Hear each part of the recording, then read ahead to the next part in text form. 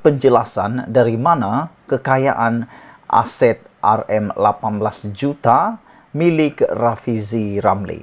Sebelum kita teruskan pendedahan ini, jangan lupa tinggalkan komen Anda untuk setiap isu yang menarik ini.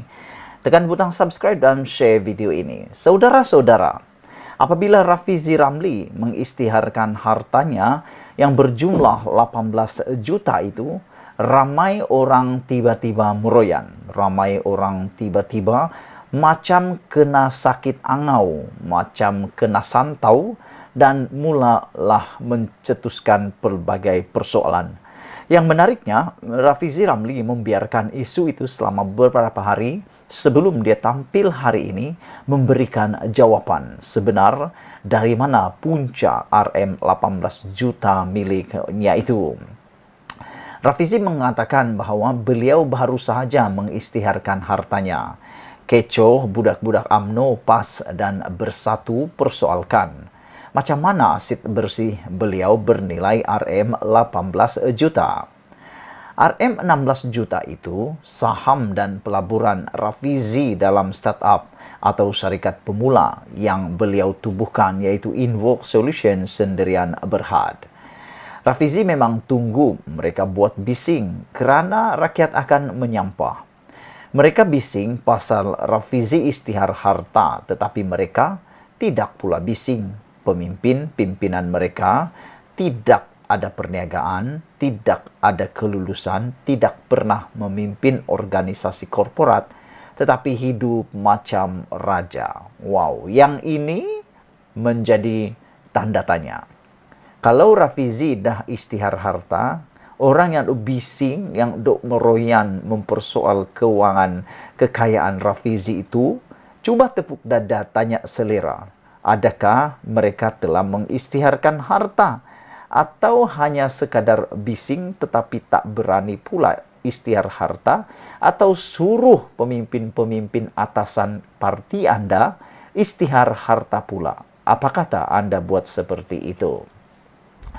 Menurut Rafizi, itu memang tujuannya, yaitu mendedahkan nilai harta 18 juta tersebut.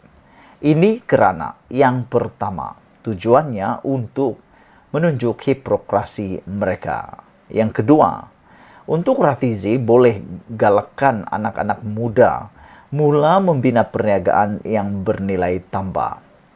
Hati saya juga didorong untuk menjaga kebajikan 150 kaki tangan saya, kata Rafizi. Menurut Rafizi, mereka ini anak muda yang berkelulusan tinggi. 30% daripada mereka mendapat Street A semasa SPM dan banyak ijazah kelas pertama dari universiti terkenal di seluruh dunia, termasuk Cambridge, Oxford, Cornell, UCL, dan banyak lagi.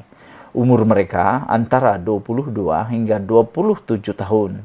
70% Melayu dan 30% bukan Melayu menurut Rafizi Ramli. Mereka ada kepakaran dalam bidang teknologi, terutamanya beberapa bidang yang menjadi tulang belakang ekonomi digital, yaitu sains data, kejuruteraan, perisian, pemasaran digital, dan seni kreatif digital. Semua simpanan Rafizi dari tabung haji dan ASB yang Rafizi kumpul semasa muda, Rafizi laburkan sebagai saham permulaan dalam Invoke sebanyak Rm2,5 juta secara beransur-ansur sejak 2016. Mana Rafizi kumpul Rm2,5 juta tunai masa muda. Ini yang menjadi persoalan kemarin dalam media sosial apabila mereka kata bagaimana Rafizi boleh mengumpul Rm2,5 juta dalam masa muda beliau. Ini dinyatakan dan aku pun baru tahu bahawa dari sinilah Rafizi dapat duit 2,5 juta yang memang terbukti boleh dia peroleh. Rafizi seorang profesional, lulusan kejuruteraan elektronik dan akuntan bertauliah, lulusan Institut Akaun Bertauliah England dan Wales, yaitu Institut Accountant bertauliah paling tua di dunia. Beliau memulakan kerjaya di London, gaji dalam pound. Masa itu 1 pound adalah bersamaan RM6.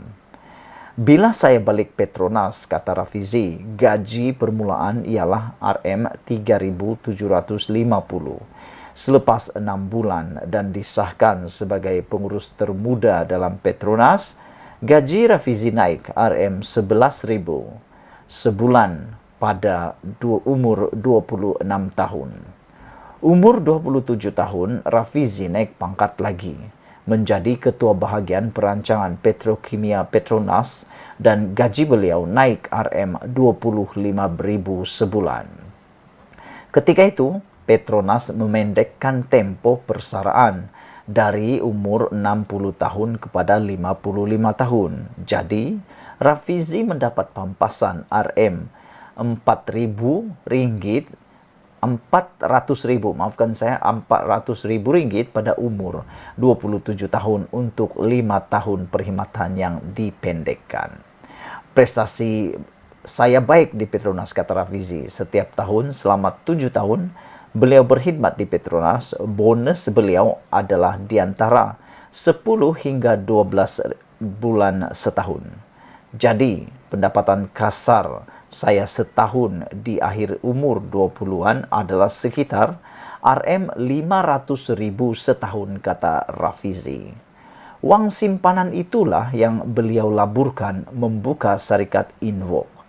Ramai yang tidak faham tentang syarikat berasaskan teknologi atau yang dipanggil tech startup. Nilaian sebuah tech startup di awal penubuhan bukanlah bergantung kepada untung rugi, tetapi pertama, nilai teknologi yang dibangunkan dan prestasi berkembang di pasaran lain atau scalability-nya. Oleh kerana teknologi itu tidak menggunakan banyak tenaga kerja, kalau ia berjaya dikembang masuk pasaran luar negara, platform yang dibangunkan itu berpotensi besar di masa hadapan. Kedua, kadar pertumbuhan perolehan atau revenue setiap tahun. Lebih cepat perolehan berkembang, lebih bernilai. Ketiga, kemampuan syarikat mempunyai tunai yang mencukupi dengan mengimbangi perolehan dan perbelanjaan, selalunya dipanggil cash sustainability. Ini kedudukan keuangan terkini Invoke. Purata pertumbuhan perolehan 2019 ke 2020 ialah 90% setiap tahun. Keuntungan syarikat, untung di peringkat syarikat setiap tahun yaitu RM507.000 untuk tahun 2020, RM653.000 untuk 2021, dan dijangka 1,5 juta untuk 2022. Keuntungan kumpulan. Dua anak syarikat yang membangunkan platform teknologi masih belum untung, tetapi kerugian kumpulan semakin mengecil setiap tahun. Kedudukan tunai dijangka mencukupi sehingga 2 tahun lagi tanpa perlu menerbitkan saham. Ada beberapa cara nilaian syarikat dibuat. Cara paling mudah ialah berdasarkan nilai aset bersih. Tetapi ini cara kuno kerana tidak mengambil kepentingan potensi masa depan. Untuk mengambil kira potensi masa depan, pekali digunakan untuk menilai syarikat berasaskan potensi berkembang perolehan dan keuntungan. Untuk tech startup seperti Invoke dengan prestasi pertumbuhan yang dicapai kini, selalunya pekali adalah di antara 7 hingga 10 kali dari perolehan tahunan. Ini kaedah piawai yang digunakan di seluruh dunia oleh syarikat ventures kapitalis yang melabur. Perolehan Invoke untuk tahun 2021 adalah RM6.3 juta dan untuk tahun 2022 dijangka melebihi 11 juta ringgit. Jadi, julat nilaian Invoke ialah antara RM60 juta ke 120 juta. Ini bukan saya cakap-cakap pandai. Ini adalah nilaian rasmi oleh Cradle, sebuah agensi kerajaan yang memantau pertumbuhan startup. Tengok nilaian rasmi ini di laman web mystartup.gov.my. Nilaian ini dibuat oleh sebuah firma penilai bebas dari Singapura bernama Venture Cap Insight. Saya masih memegang lebih 70% dari saham Invoke. Tapi untuk isytihar harta, saya gunakan kaedah nilaian paling rendah, yaitu nilai aset bersih, yaitu sebanyak RM17 juta. Dari RM17 juta itu, RM11 juta adalah pelaburan membeli saham-saham Invoke dari 2019 hingga 2022. Kenapa pelabur tempatan dan antarabangsa beli saham Invoke? Kerana potensi untuk Invoke disenaraikan di pasaran saham di masa hadapan yang membolehkan mereka mendapat pulangan besar bila saham-saham Invoke mula dijual beli orang ramai. Kenapa saya cerita semua ini? Kerana saya nak yakinkan anak muda Malaysia bahawa ini jalan masa depan anak-anak kita. Anak muda Malaysia sangat berbakat, pandai dan berkebolehan. Anak-anak muda di Invoke telah membawa syarikat hingga ke nilaian berjuta puluh juta dalam masa 2 tahun. Bila Invoke disenaraikan, mereka semua ada saham dan mereka boleh hidup selesa di masa muda. Syaratnya kena pandai, kena kreatif, kena usaha, kena berani dan kena jujur. Masa depan kita ialah ekonomi digital supaya mudah dikembangkan ke rantau Asia Tenggara dan seluruh dunia. Visi saya ingin menaikkan ekonomi digital supaya lebih ramai usahawan tech Malaysia yang menghasilkan produk-produk digital terbaik di dunia. Anda ingat UMNO PAS Bersatu faham semua ini? Mereka hanya tahu jalan sakau wang untuk kaya. Sebab itu sampai sekarang belum isytihar harta. Ditulis oleh Rafizi Ramli, Timbalan Presiden PKR, 8 November melalui sabudin.com. Jangan lupa tinggalkan komen Anda, tekan butang subscribe. Malaysia kita punya, kita jaga sama-sama, cintai Malaysiaku. Bye-bye.